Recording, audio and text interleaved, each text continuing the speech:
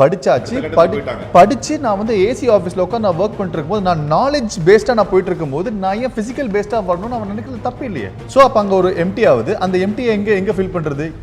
இந்த இடத்துக்கு இந்த ஜாப் கூட இல்லாத நிறைய ஸ்டேட்ஸ் இருக்காங்களே, அவங்களுக்கு இந்த ஜாப் பெரிய ஜாப். அவங்கள வந்து நம்மளை வந்து இன்னொரு வேற ஒரு ஆள் மாதிரி நம்ம பார்க்க கூடாதுன்னு என்னோட கருத்து. ஏன்னா ஆள் மாதிரி நான் பார்க்கல இல்ல, நம்ம எப்படி ஆயிடும், நம்ம அப்படி ஆயிடும். ஏன்னா நம்ம வீட்ல இருந்து யாரோ நம்ம சொந்தக்காரங்க யாரோ ஒருத்தர் துபாயோ சிங்கப்பூரோ மலேசியாவோ யூஎஸ்ஓ கண்டிப்பா யாரோ எங்க போயிருப்பாங்க, ரைட்? இன்னைக்கு நம்ம அவங்கள வந்து நம்ம ஒழுங்கா ட்ரீட் பண்ணலாம் வச்சுக்கோங்களேன். நாளைக்கு நம்மளோட சொந்தக்காரங்களும் அந்த கண்ட்ரில இருக்கவங்க அப்படி தப்பா தான் ட்ரீட் பண்ணுவாங்க. இல்ல ட்ரீட் பண்றது விஷயம் சொல்லல. எதுக்காகனா ஒரு டீ காஃபி குடிக்கிறவங்க ஒரு ஸ்வீட்ஸ் வாங்க வரவங்க அந்த லாங்குவேஜ் பேரியர் இருக்கிறதுனால நம்ம ஃப்ரெண்ட் எல்லாம் மாட்டோம்.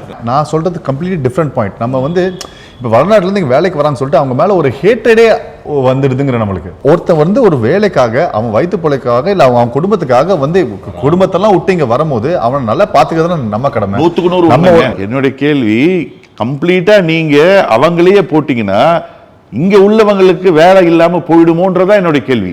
வேலை பண்ண ரெடியா மக்கள் ரெடியா இருந்தாங்கன்னா கொடுக்க ரெடியா இருக்கும். யாரு தான் இல்லைன்னு சொல்லுங்க. இன்னைக்கு நீங்க ஐடி கம்பெனி எத்தனை டைட்டில் பாருங்க, இதெல்லாம் எங்க யார் வேலை பார்க்குறா?